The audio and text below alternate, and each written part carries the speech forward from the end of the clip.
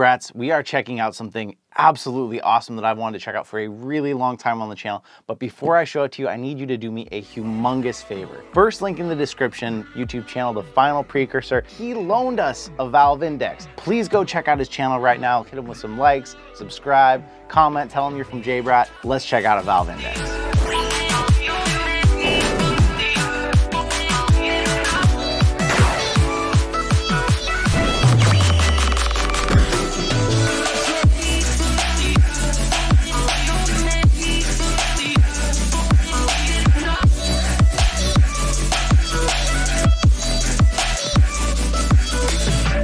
This right here is the famed Valve Index. This is owned by the Final Precursor channel, and so because of that, we're not unboxing it. He's already opened it up before and used it and stuff, but he said, hey, you got a VR channel. Why don't you check this thing out? He basically said, take it as long as you want, which is crazy. Play with it, learn all about it, make some content, and I'm super excited. I haven't put it on, I haven't tried anything because I wanted to see, get everything on camera. So let's kind of look at it and talk about it. First things first, even in just the impressions of holding it, this thing feels very solid. I'm used to playing on a Rift S and a Quest 2, and just the quality of the build, everything feels nice and stable. And something I didn't know about it, a lot of it is also magnetic. So like when you go to put this on, it kind of snaps into place with magnets. The facial interface, which you're used to kind of having to work in there with Oculus, magnetic, super cool. Let's check out the controllers, which I haven't even touched yet. I had Natalie carry them because I didn't want to get any impressions first. Oh. Ah, okay. So this cord right here is what tightens the sides. You pull that in, there's a button on the back, and that lets that out or tightens it up. They definitely feel different than I expected. They feel lighter than I expect them to, which is nice. I know that a lot of Beat Saber players have gotten really used to these, swear by them when they're playing, and they say that light feels really nice. They grip your hand really well, and they fit pretty well in my hand. They do feel kind of small around the bottom. I know some people, there's mods where you put bigger, thicker grips on here that hold onto just to give you something more significant, but they feel good. Analog sticks, in my instant reaction of putting this on, they feel a little like they're further off to the side than I would have expected. There's these like track pads in the middle. I feel like the thumbstick should be where the track pads are, or almost even where the buttons are, but you got your A and B on each one. The thumbsticks are clickable, and then of course these track pads, this is kind of from the old age of VR. A lot of old VR controllers use track pads and no one understood or knew why. And then these things are chargeable through USB-C ports in the bottom. So I actually ordered a charging dock today to use those with so that they'll stay charged all the time. And then it's got this like soft padded feel, the same kind of padding that's here and here that holds onto your hand, so it doesn't feel gross or bad. It does feel like it'd soak up sweat really bad though. And then of course your outer tracking and everything here. It's got 2 base stations. We're gonna have to go over and install all these in the studio. These are small and really solid. If you kind of look at them in an angle, you can kind of see some of the infrared stuff inside. These are kind of cool. I've never actually played with a set of these before besides just demoing VR headsets, so that's gonna be new. This, if you've ever seen one of these, you're like, what the heck is that? I had to figure this one out. They call it the kid pad. So basically if someone has a really small head, you put this in the back and that helps this, because this right now, this is tightened all the way down. This helps fit a smaller head inside the Valve Index. You're still not really supposed to have little kids playing with it, but if you did, this is what you would need. Or Adam from the podcast, he said what he uses this for is whenever friends come over and test the headset, he puts this on because then they're not sweating directly into the pad. Because that rear pad, not removable. This thing is always on here. You can't take it off. So if you're gonna clean it, you gotta clean it on there, which is kind of icky. I know they make covers for it, but I feel like you should have been able to easily take that off. And lastly, all kinds of cables. That is the one downfall still of PCVR, and especially something like the Valve Index. You got cables for days. So we'll go over these as we're installing them all into the walls. And some of the nice things, like the base stations are not wired to the PC. You have to plug them in for power, but that's a wireless connection to the PC. So you don't have to run this many cables around your room, but boy, there is a lot of cables. That's a little overwhelming. Before we get over there, I think the last thing I haven't actually tried yet, obviously there's no power to this, but just for the feel,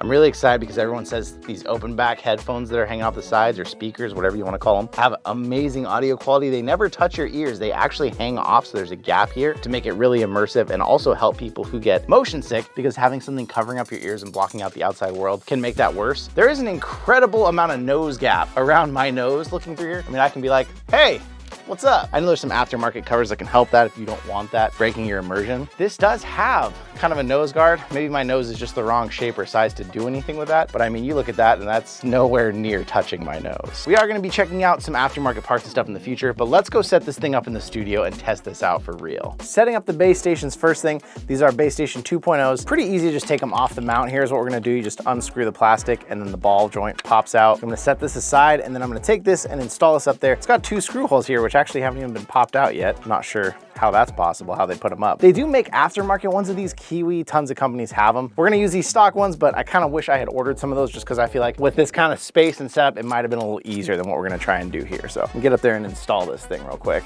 So to save myself a whole lot of trouble, I think I'm just gonna try and go straight through the green screen. Maybe a bad idea, but we'll see. Bad idea number 1, but we did make the hole.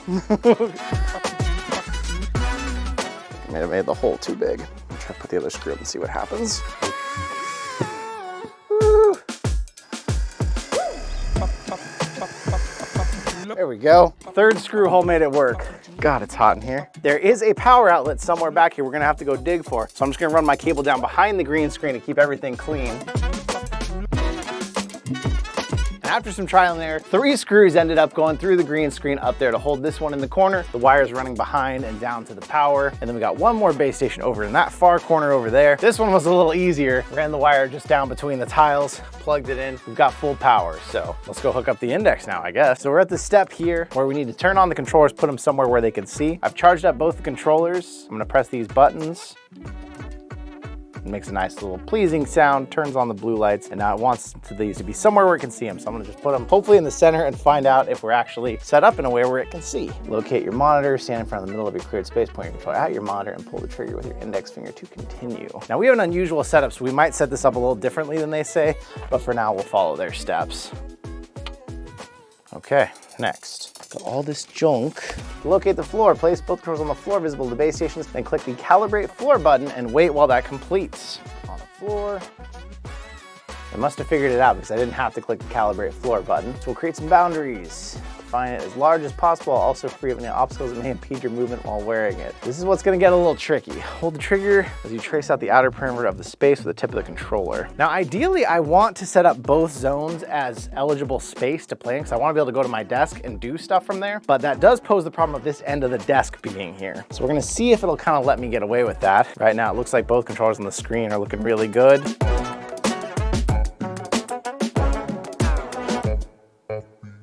Okay, set your play area. This shows the largest play area that fits within your available space, faces away from your monitor. Setup complete. Your headset supports multiple refresh rates. It's currently set to 90 frames. Would you like to switch to 120? To maintain the same GPU load, it's gonna switch it from the resolution being 150% down to 112%. We'll go and switch and restart to the higher refresh rate. Okay, it says we're in Steam VR home. Let's go see if that's right. Oh boy. We are barely in, and the audio being off your ears and coming from these speakers, it is just so much more immersive because you're not feeling those headphones there. And the field of view, like, it's still not humongous on Index, but being used to a Rift or a Quest, it is so nice. Now in this really white screen that I'm in the opening, I can see the screen door effect a little more than I can in the Quest 2, but it's not a deal breaker by any means, but it's definitely, it's there on the really white screen. So we are running this at 120 Hertz, but 112% super sampling. So it could be turned up, but we do want to try to let the GPU do its job without pushing it too hard. So I'm probably gonna leave it at its default setting. Oh, wow. Oh, wow. So the fingers are a little different than I expected because you see a lot of Valve Index users playing with them. It is a little different because your fingers, your trigger's up here, so it doesn't quite feel like you're closing your actual fingers unless you put your fingers down here, but then your index fingers stay out. And then your thumbs, they don't necessarily respond unless you're like tapping the touchpad or something. Oh, that is pretty cool though.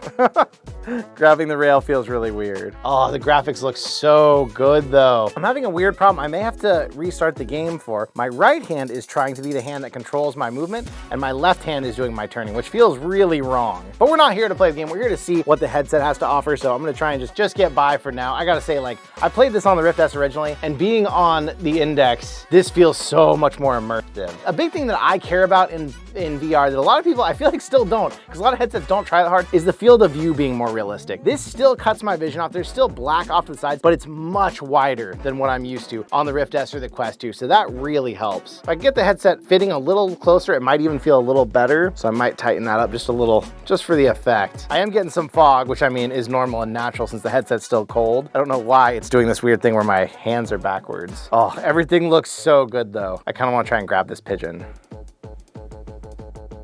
Ah, come on.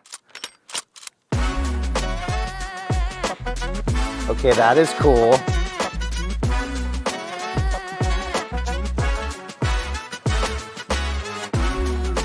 Oh, so you squeeze the actual controller and it squishes the can. Oh, that is cool. The grip is not quite as natural or intuitive as I thought it would be. Oh, the squeezing, it's cool though. But to grip this can, instead of doing like a natural hand motion and grabbing what looks like the can, you basically grab this part of the controller here, which does feel a little insignificant compared to what you would expect the controller to feel like, or something more like this. This feels kind of right because it's more the shape. It's still not the right shape, but it's more closer to a size that you would expect. When you're used to like Oculus Quest hand tracking, I feel like I should grab like this, and I feel like that should grab it right there. That should grab a can. Where with this, it's more like you grab the actual controller, regardless of what the size that looks like. You always grab the controller and that makes it happen. But then once I have this and I squeeze, it crushes the can, and that is just such a cool effect right there. Oh, I like that.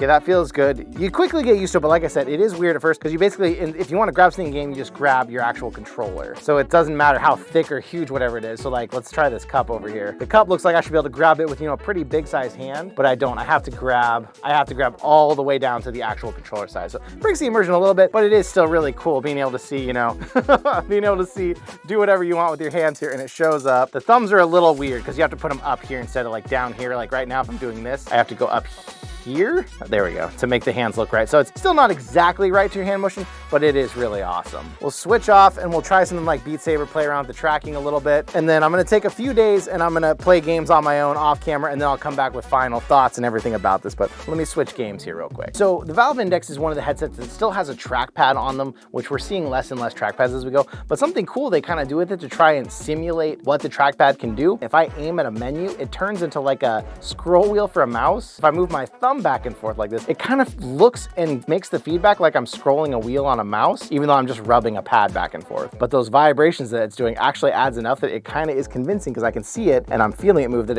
it makes you understand what you're trying to do, which is a cool detail that they actually made a way to use these. It's kind of intuitive like that. Oh boy, I must say, first thing, this is gonna be hard because the way I hold my controllers usually, right now I'm holding this Saber completely vertical, and usually when I'm holding my Rift controller like this, the Saber will be aimed off forward. So this feels very weird. I'm leaning them way in more than I should be, I can tell already. I'm gonna have to like relearn how to hold it, or I'll have to go in and tweak the settings. Oh, that base station tracking though. This feels like when I used to use the Rift CV1 again.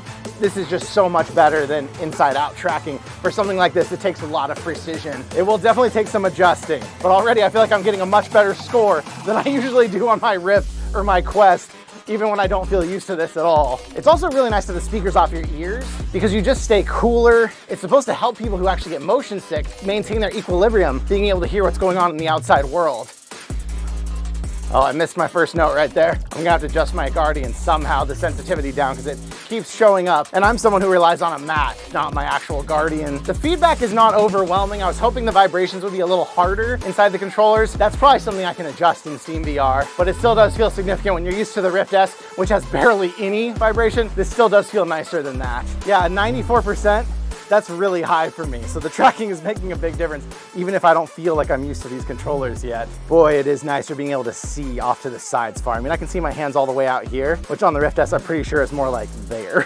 So that's a huge difference. We got it all set up. I'm gonna take a few days. I'm gonna play a lot of games, and I'll jump over to the other studio and give you some final thoughts on what I think of the Valve Index in 2021. But so far, I've gotta say, compared to what I'm used to, I am impressed. It does feel really nice. You do lose things not having inside out tracking and everything. You know, I had to do a lot more setup. It's a lot more work, but I'll play a few days, get back with you with some final thoughts.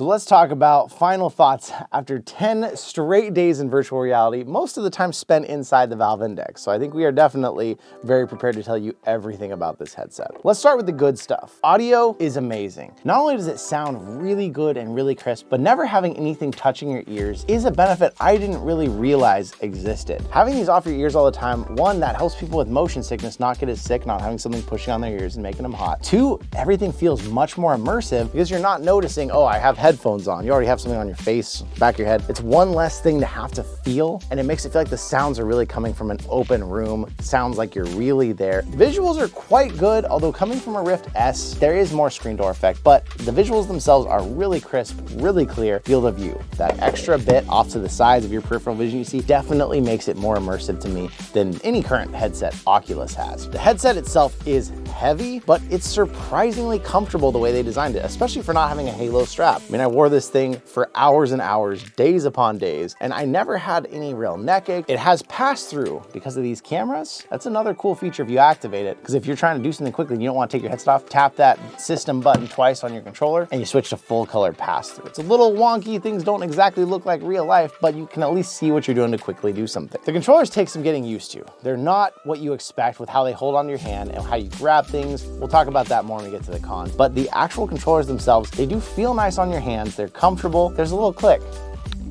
inside of the trigger, which I didn't think would really add to the experience, but that little click when you're going to shoot a gun or going to do something in a menu and you feel that little click, it adds something to it. It makes you realize how dead the triggers feel in the Oculus. Analog sticks, it's a blessing to have analog sticks if you own a Vive or a PSVR, you know what I'm talking about. Buttons are pretty easily within reach, they hang onto your hands, and the tracking, as long as you have your base station set up, is excellent. Let's talk about some of the things that are not so excellent. If you're a contacts wearer like I am and you keep the lenses close to your eyes like I do, this thing puts out heat. It pumps the heat out right here, right in your T-zone. You feel it just pushing on your face. And not everybody maybe is sensitive to this, but when I'm wearing contacts, my eyes already are a little prone to getting dry. That heat pumping, my contacts get dry instantly. But when I switched over to my prescription lenses and I had no contacts in, it wasn't as much of an issue. I still noticed the heat, but it wasn't messing with my eyes. I ended up even putting a fan mod on the front to help drag that air through, keep that heat off my face. And when you first turn this thing on, when you have this headset on, you feel the heat pumping. It's like a little mini heater. So the heat is real. This face pad, it is scratchy, made out of some sort of cloth, but even right now, if you touch it and you feel it, it feels a little sandpapery. It's not nice. It soaks up the sweat like crazy. So what happens is you play an active game, you fill this thing with sweat, and then if you keep trying to wear it, your skin on your face gets really annoyed. Not everyone's gonna have that issue. Some people's faces are more or less sensitive than others, but I will say personally, I have a pretty not sensitive face. I wore the Oculus Quest with its facial interface with no issues. This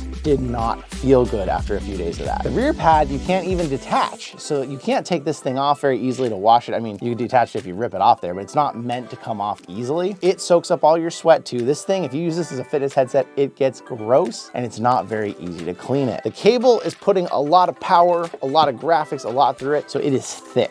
This is a thick and very heavy cable, and even with a great cable management system above me, it took a lot of work to get this thing tuned right to where I felt like I didn't really notice it anymore, and the cable management system struggled a little bit to hold that weight. I had to put some extra hooks on it, which then meant I had less freedom of movement. I also added this little Velcro here to hold the cable up here, because having the cable hang from the back might be okay if you're a cable ground person, you just leave it behind you, but having it up above, I was noticing it pulling off to the side, so I had to put a mount to hold it directly in the middle. Also not a great thing. The lenses are surprisingly hard for my face shape to get exactly clear. A couple other people I had demo the headset felt the same way. They had to like push the headset up on their face a little where it didn't want to rest naturally on their cheek. They had to push it up a little bit to get that sweet spot. A lot of people had to even keep the lenses out from their face a little bit to get the sweet spot just right. I did too, and I wanted it close because I wanted as much field of view as I could get out of them, but if I wanted perfect clarity through both eyes, even after adjusting that IPD, I had to push the headset up a little bit and move the lenses out a little. So something about the sweet spot isn't quite right for me. Other people may not experience that at all. It's dependent on your head shape. The controllers. Now, I haven't personally experienced any of these, but a lot of reading online, a lot of people have had their controllers break. They're very prone to stick drift and all these things. So the durability on the controllers may not be incredible. The balance on them feels a little weird. If you're used to a controller you hold onto and you hold the weight in the middle, these are pretty well balanced, but the weight weight, there's a lot of weight in this outside bar. So if you're doing something like Beat Saber, you're moving a lot, you start to notice that in your wrists. The bouncing of all that weight around doesn't exactly feel great. It makes you wish that the center of gravity was a little more in the center of the controller rather than wrapping around your hand the way it does. The buttons and stuff don't exactly feel natural. Like if you just put your hand in here and just let your hand land where it does, in an Oculus controller, your thumb ends up kind of resting over those buttons and everything. This, it feels like, okay, this is a pretty natural position. So to reach the buttons, I'm moving my thumb out of the way. To reach the sticks, I'm really getting out of the way here. So that doesn't feel very natural. And the touchpads being here, I know they kept those because certain early games use those. Touchpads, why do we have touchpads at this point? Gripping things is really cool to do it with your own hands, but it is awkward to get used to. You have to squeeze these, you have to hold them, and you can calibrate them and make it more personal for you. But no matter what, having a grip button is always a little more certain because you just feel that button. It's like the difference to me of using a physical keyboard versus a touchscreen one. You get that feel when you actually press a button, when you feel like, you know, okay, I have this in. With these, it was always like, oh, I think I'm holding this flashlight, and then I turn and the flashlight falls. It's like, okay, what did I do wrong? I thought I was holding it, I wasn't holding it tight enough. The finger tracking seems really cool. Their feature that all your fingers are tracked. It's not as natural as I expected. You want to make a quick gesture and you're like boom, or you're like boom, or you're like boom. It doesn't always do what you think it's gonna do. Like for me, I noticed a lot of times if I tried to like put my ring finger out or my pinky out, it misread which finger that is. Again, that's things that can do with calibration. But if you're someone who just tries to plug and play this thing, you might notice that it's not always exactly what you expect with your fingers. And they are capacitive sensors. It's not like the cameras are doing it like with the Quest 2 with the hand tracking. It's sensing whether or not I'm touching, not necessarily the exact position. All those things said, headset still, the experience still for VR is really good. It worked really well. We had a few issues where the headset would go completely gray and I had to unplug it. That could have been because I was running it for 10 straight days. The big question everyone asks at this point, it's 2021, it's almost 2022. Is the Valve Index worth it? And I'm gonna say, oh, as much as it pains me to say it, absolutely not. $1,000 is a ton of money. It's an absolute ton of money. You can buy 3 Quest 2s for this price and your whole family could be playing VR together instead of buying one Valve Index. It is really cool. And what I would say right now, if you're wondering about, I would wait. We know that Valve is talking about, you know, it's codenamed Deckard. We know that they're talking about a potentially wireless headset, maybe something like this. And if they say, we're coming out with a wireless version of the Index, but it uses the same controllers, the same base stations, it's just wireless, I'd say buy yourself an Index then. But if they're going to a totally new system, different controllers, different tracking, different everything, I think the Valve Index may become a thing of the past at that point, if it's not kind of already. I know that's a big claim to make about something that's such an amazing piece of tech, but you definitely feel where it's lacking, and that price point is what's killer. If they even dropped it to $800, I'd probably say go buy it. But it's been $1,000 for years and it doesn't look like it's ever gonna change. Let me know what you think out there. Do you have an Index? Have you tried an Index? If you wanna buy an Index, are you saving and you're like, oh, I don't think you're right at all. I think I'm gonna buy this and I'm gonna absolutely love it. You know, $1,000 is a different amount of money to everyone. I'd love to hear your thoughts on it, what you think out there. I hope this video helped you if you're on the fence or if you're just curious. I wanna say thank you so much for coming out and spending some time here on the channel with us. I'll see you in another reality.